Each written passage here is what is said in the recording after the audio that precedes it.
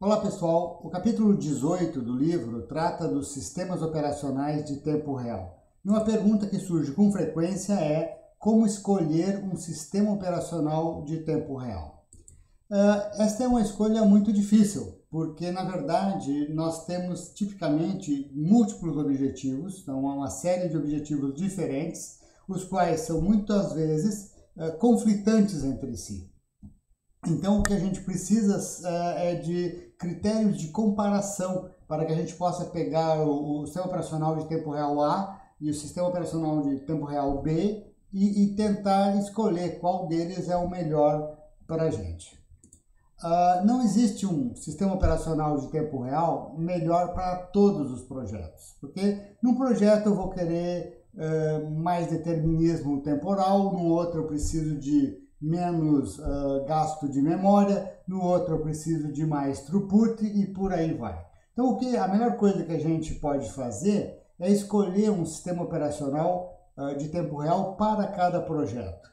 Ou, de forma mais pragmática, né, escolher um sistema operacional de tempo real que a gente vai escolher para usar em uma família de projetos ou produtos semelhantes dentro da empresa que a gente trabalha. Na forma como eu vejo isto, a escolha, a comparação entre os sistemas operacionais de tempo real deve ser feita com base em 4 dimensões. E são 4 dimensões quase que ortogonais entre si, e a importância de cada dimensão vai variar de projeto para projeto. Em um projeto, essa dimensão é mais relevante, em outro projeto aquela dimensão é mais relevante.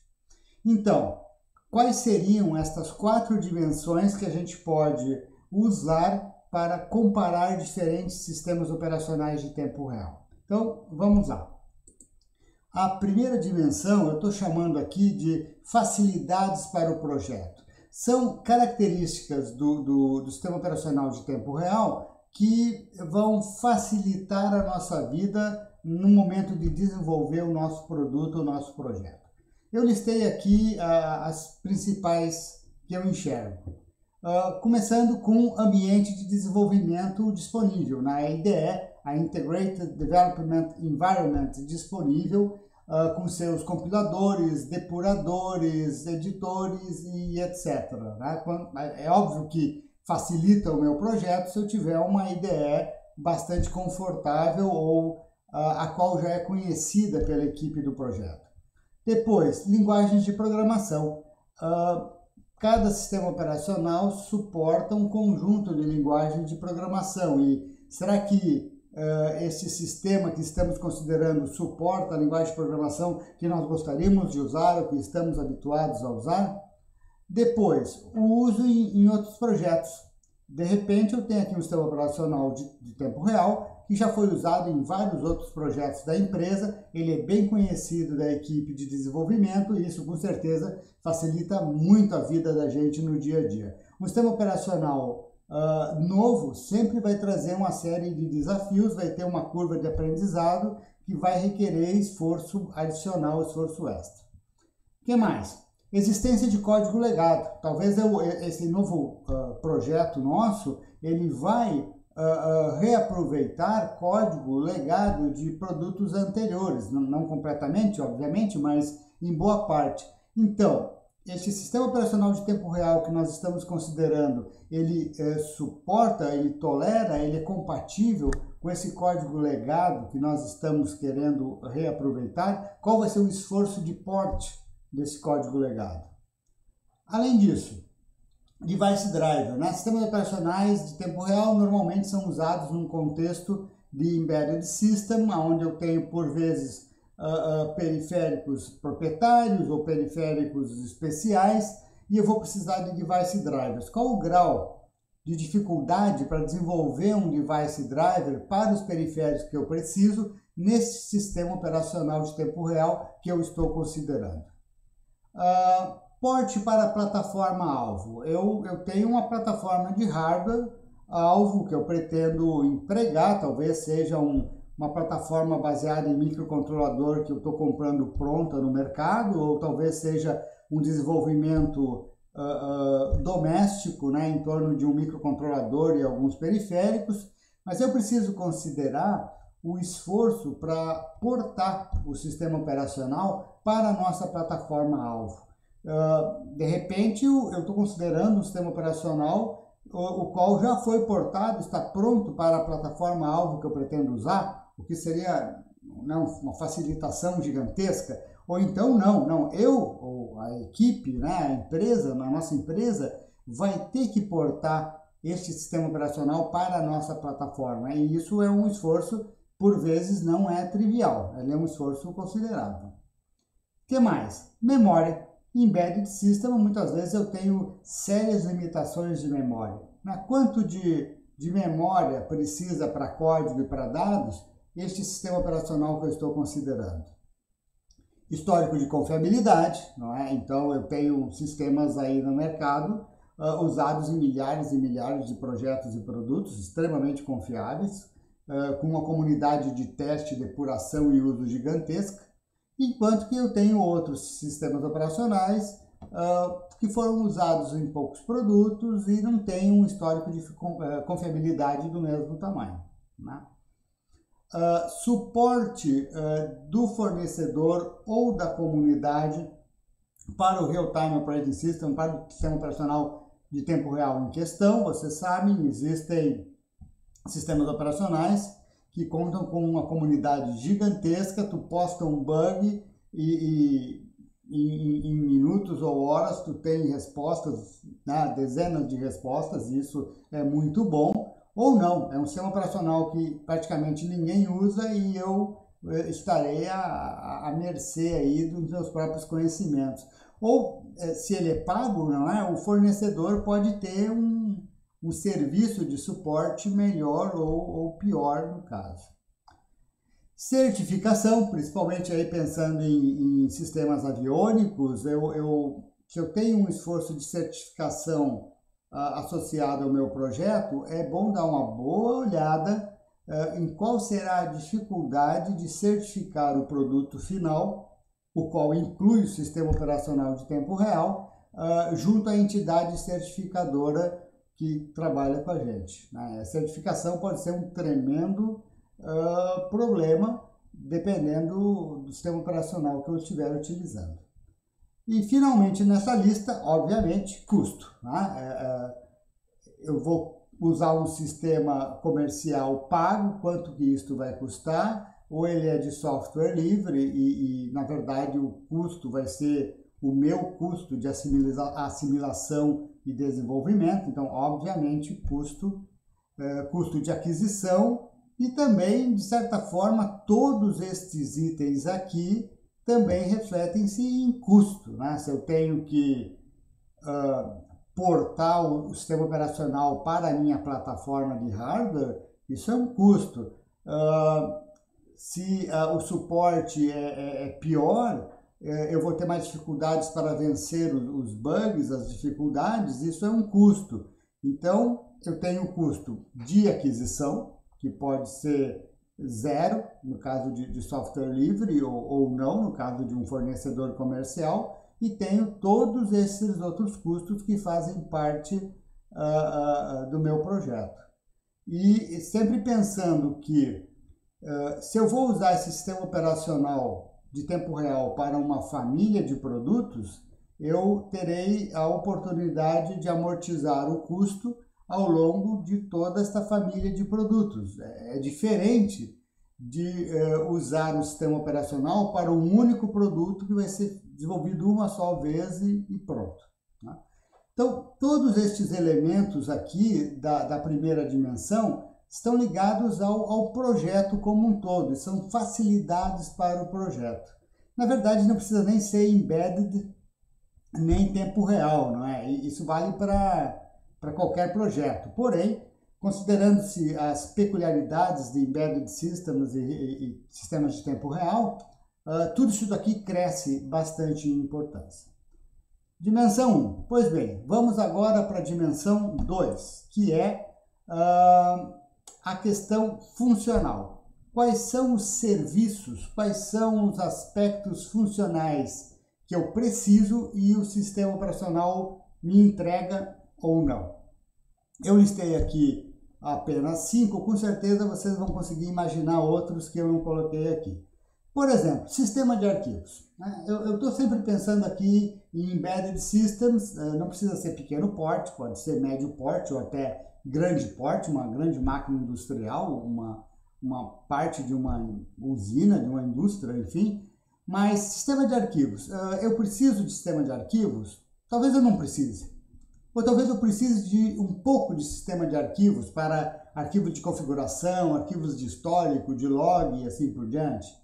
Ou não, eu tenho aqui uma máquina de corte a laser, eu preciso de arquivos para os desenhos todos que eu vou fazer, vou usar como base para os cortes a laser e etc. Então, a pergunta é, este sistema operacional de tempo real que eu estou pensando em usar, ele me dá o sistema de arquivos que eu preciso? Pilhas de protocolos, obviamente, né? Talvez eu precise conversar com os computadores da empresa, usando o TCP/IP, o DP/IP. Talvez eu esteja no contexto de internet das coisas, eu preciso de protocolos para conversar com o meu gateway que liga o campo, né? O mundo das coisas com o mundo da nuvem.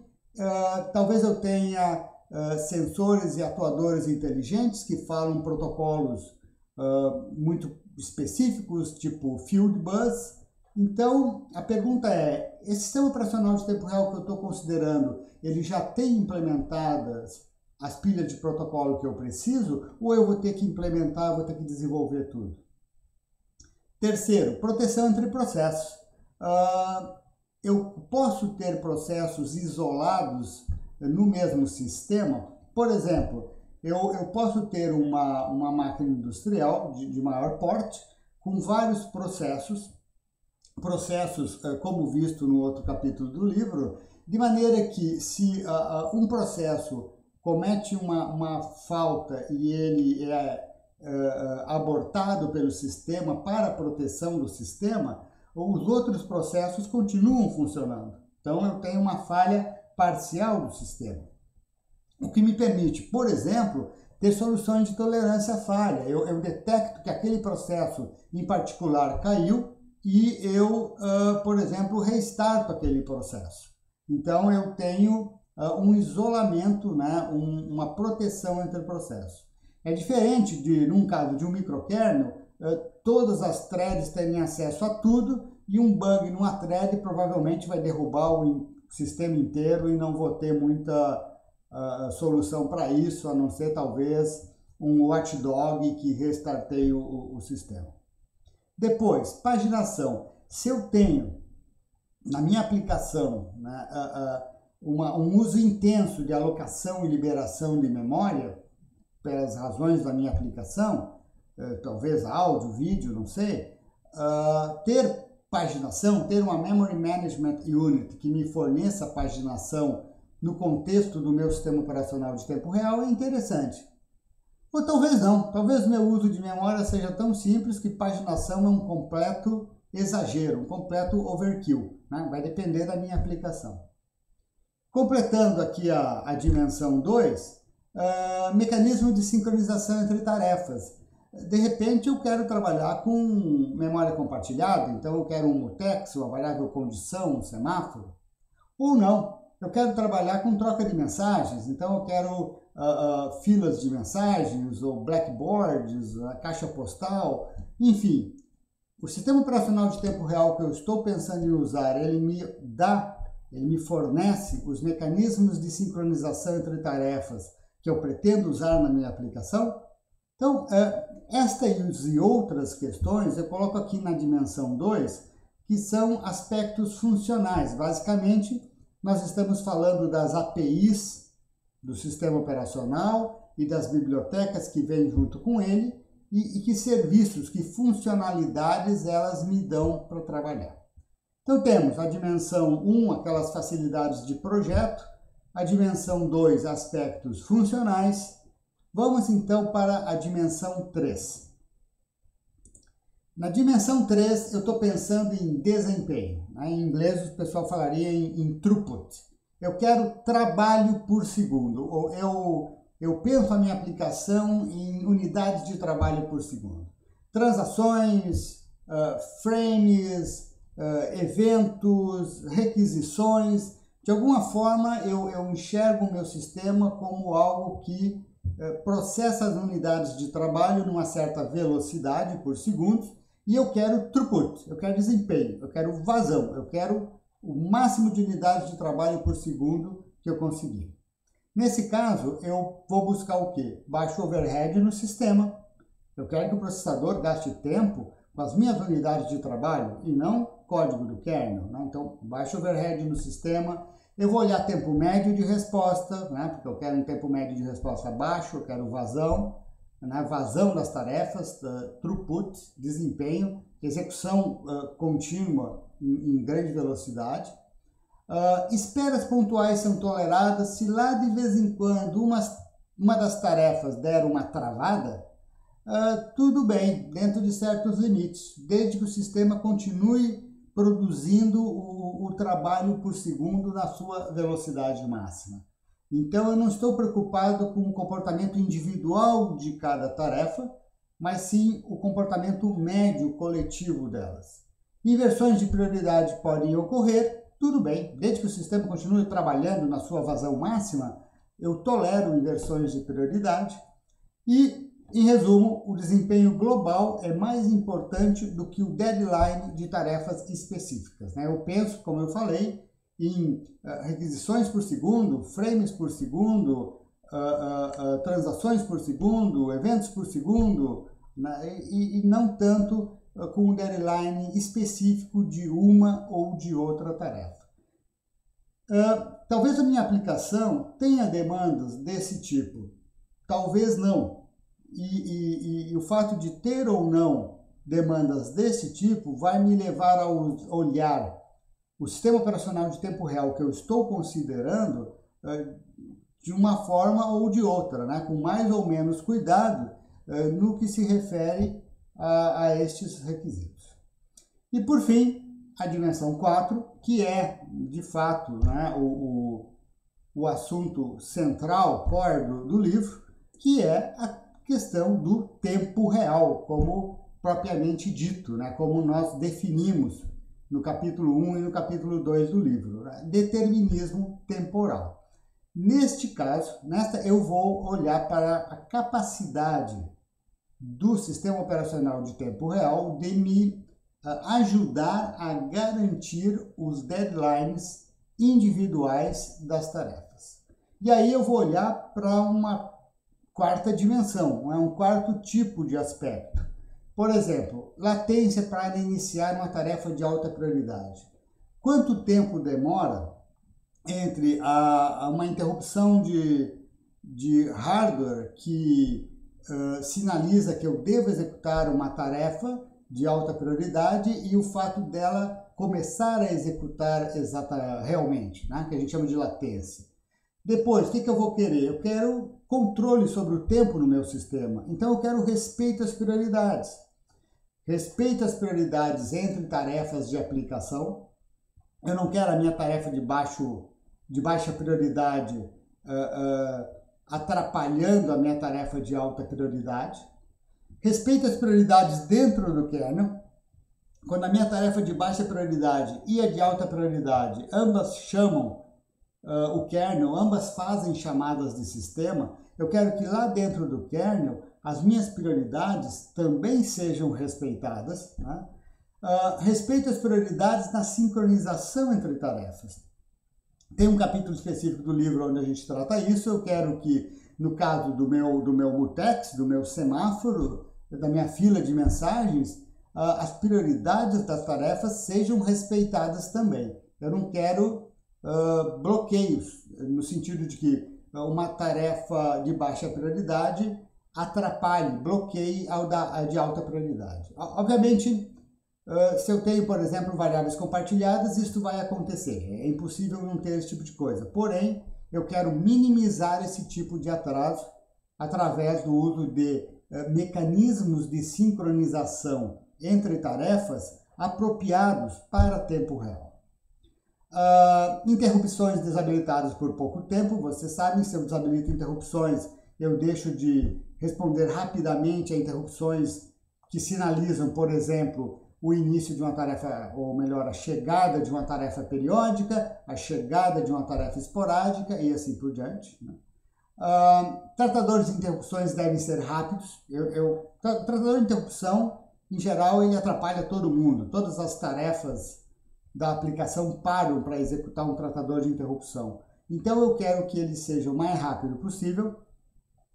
Eu também busco a inexistência de tarefas do sistema que estão escondidas, ou seja, o sistema é com prioridades preemptivas, a gente atribui prioridades às tarefas da aplicação, mas lá dentro do kernel ou do microkernel existem atividades que, quando começam, elas param todas as tarefas do sistema.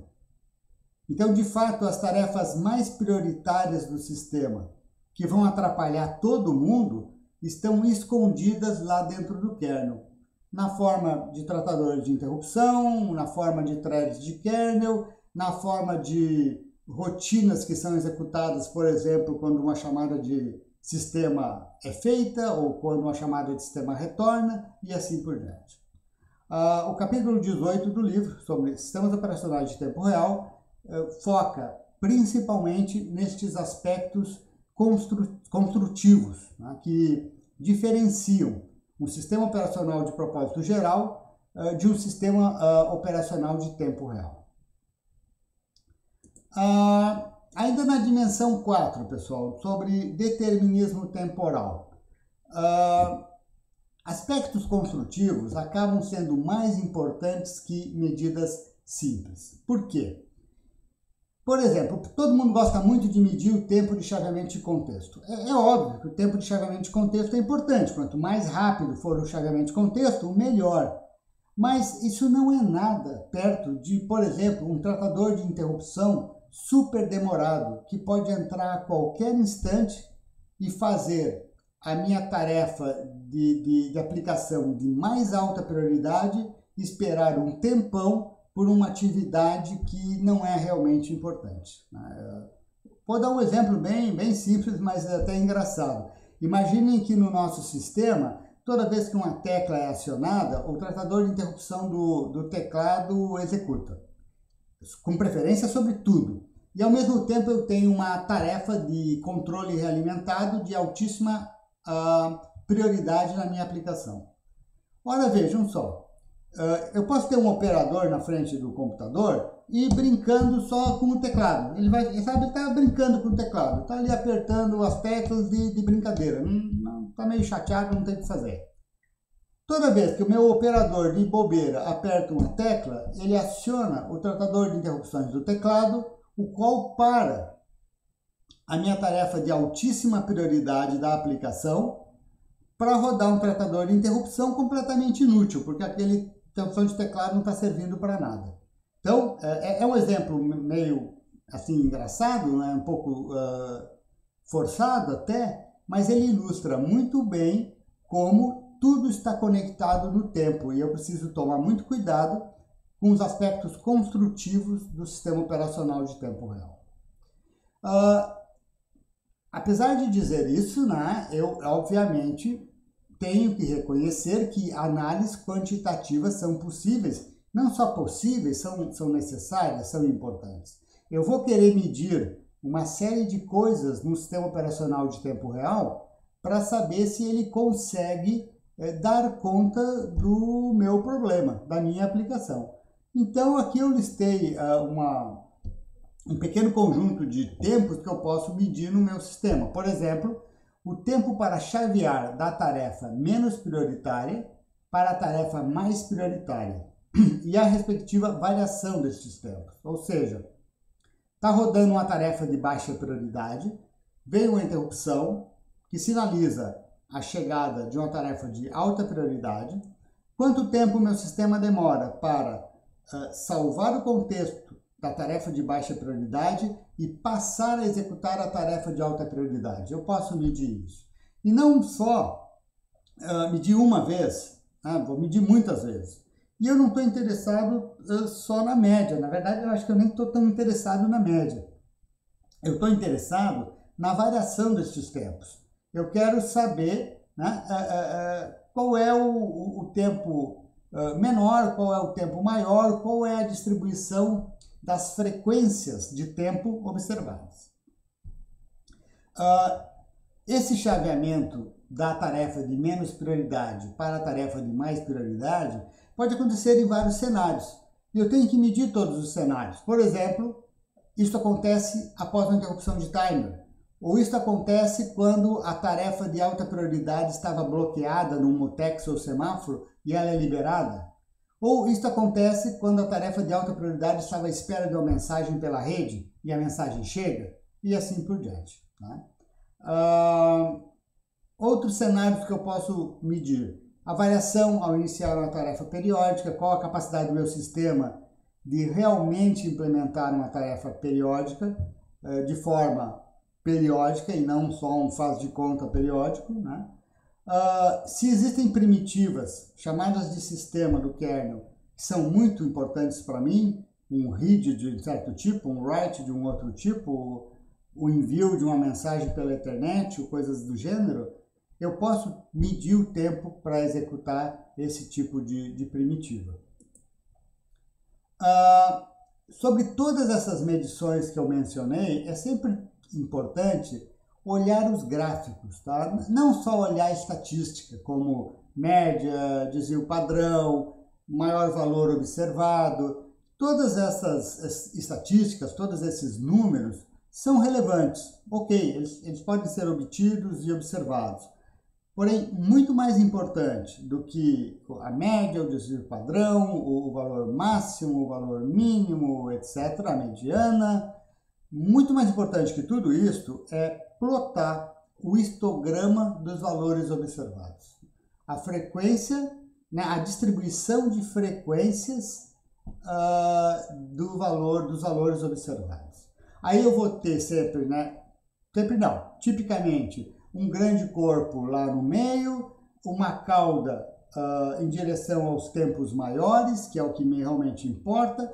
O último ponto observado na cauda da direita é o valor máximo observado. E como é que é essa cauda? Essa cauda ela vem e rapidamente chega a zero, ou ela vai afinando lentamente a valores bem elevados, muito longe da média? Como é que é isso? Ou ainda, ela é multimodal, né? O meu histograma dos tempos observados fazem vários morrinhos que vão diminuindo de tamanho à medida que a cauda avança para a direita. Olhar estes gráficos nos ensina muito sobre o comportamento temporal do nosso sistema. Dois gráficos mais comuns e mais importantes, né, são, primeiro, as medições simplesmente plotadas na linha do tempo. A primeira coisa que todo mundo faz, né? Eu fiz 1000 medições, eu simplesmente faço um gráfico de barras, uma barrinha para cada uma das 1000 medições. Ou uma bolinha em cada uma das medições. E aí eu observo na linha do tempo se existem oscilações cíclicas, ou se o tempo tende a aumentar ou diminuir. Isso é importante. Depois, na minha opinião, o mais importante de tudo, o histograma. Tá? O histograma. Eu simplesmente vou ter a distribuição das frequências das medições observadas e a cauda da direita, que vai em direção aos valores mais elevados, é o que mais me importa. Quer dizer, como um cara de tempo real, na dimensão 4, eu não estou nem preocupado com a média. Eu estou preocupado com a cauda à direita. Como é que ela se comporta? Outra coisa muito comum, outliers. Às vezes, tu mede, tá tudo bacana, e aí aparece uma medição maluca. Um número completamente diferente de tudo que tu já viu, que tu não tem a menor ideia de onde veio aquilo. É importante tentar explicar da onde vem o outlier. Né? Outlier é o termo que a gente usa para uma medição que diverge muito e, obviamente, né, da massa de dados coletada. Existem algumas razões para as quais a gente pode ter outliers. Né?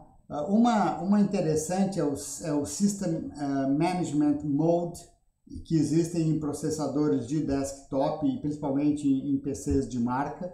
Tem uma seção no livro que trata, né, rapidamente descreve o que é o System Management Mode, mas existem outras razões também. Então, jogar o outlier para baixo do tapete, fazer que tu não viu ele, né? Não, manda o sistema assim mesmo, é arriscado, pessoal, porque normalmente o outlier está ali porque tem alguma coisa no sistema que a gente não conhece, que a gente não entendeu direito, que a gente não percebeu o seu funcionamento, e isso poderá ser um grande problema no futuro com o nosso produto já no campo. Então a regra básica é: não se ignora outliers, tá? Não se ignora outliers. A gente vai atrás tentar entender por que ele está acontecendo. Todo outlier não explicado representa um ponto potencial de falha do sistema no futuro. Por fim, já chegando agora ao final aqui dessa apresentação, é preciso ter em mente que não existe um sistema operacional de tempo real melhor para todos. É totalmente dependendo da tua aplicação, né? O melhor sistema operacional do mundo para o produto A pode ser horrível para o produto B e vice-versa, né? Acho que o primeiro passo é sempre, no projeto que a gente está, listar as necessidades que não são negociáveis. Olha, o meu produto tem que ter pilha TCP/IP. O meu produto tem que ter esse código legado que a gente está puxando do outro produto. O meu produto tem aqui essa tarefa, que tem esse deadline que precisa absolutamente ser garantido. Então, primeira coisa, o que é não negociável? Que a gente vai ter que ter e pronto. Qualquer sistema operacional de tempo real que não nos dê isso, está fora da mesa. A gente não vai considerar ele. A partir daí, fazer medições para a gente comparar diferentes sistemas operacionais de tempo real. E a ideia aqui é construir uma aplicação simples, fake, né, falsa, ela não faz nada de fato, mas ela inclui as necessidades típicas que nós teremos no nosso projeto. Nós vamos usar mutex, nós vamos usar arquivos desse tipo, nós vamos usar mensagens assim. Então eu construo uma aplicação simples, de mentirinha, mas que inclui as necessidades da minha aplicação de verdade. E aí eu posso usar essa aplicação simples como meu benchmark para comparar diferentes sistemas operacionais de tempo real. E por fim, sempre medir com tudo acontecendo ao mesmo tempo. Porque dentro do kernel ou do microkernel, as coisas se juntam. Então, às vezes eu meço a feature, né, A, e ela vai muito bem sozinha. Aí eu meço a feature B sozinha e ela vai muito bem também. Quando eu coloco a feature A e a feature B ao mesmo tempo, é um horror, porque lá dentro do kernel eu tenho bloqueios, inversões de prioridade, atrasos e o desempenho cai terrivelmente. Portanto, existem muitos atrasos criados por interações dentro do kernel ou do microkernel, que não são óbvios quando a gente olha o código da aplicação, é uma coisa lá dentro do kernel, e portanto eu tenho sempre que medir com tudo acontecendo ao mesmo tempo, e não medir features isoladas, porque pode ser muito enganoso os números que eu obtenho quando eu meço uma feature isolada. O que é uma feature aqui? Um lock no mutex, ou um envio de uma mensagem pela Ethernet, ou a escrita no arquivo, e assim por diante. Tá? O capítulo 18 do livro Fundamentos dos Sistemas de Tempo Real, ele trata principalmente dos aspectos construtivos dos sistemas operacionais, os quais acabam sendo o que determina, né, o melhor ou pior desempenho do sistema operacional para o nosso projeto. É claro que o livro foca principalmente na dimensão 4, né, aspectos de tempo real, de determinismo temporal. Espero que esta apresentação possa ajudar vocês na escolha de um sistema operacional de tempo real. Até mais!